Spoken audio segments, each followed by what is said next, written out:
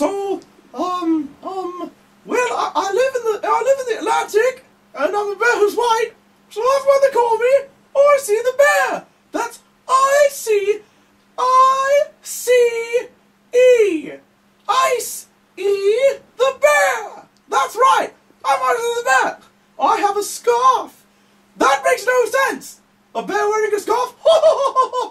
That's alright though, because I'm Icy the bear. I'm a polar bear whose freaking name is Icy. That's funny, isn't it?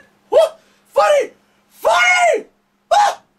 Okay, I'm done talking now. I have to think really hard about what I have to say because I have ADD, and most bears with ADD you don't want to be around because we are bears with ADD and we will kill you. That's right, we will kill you because we are bears.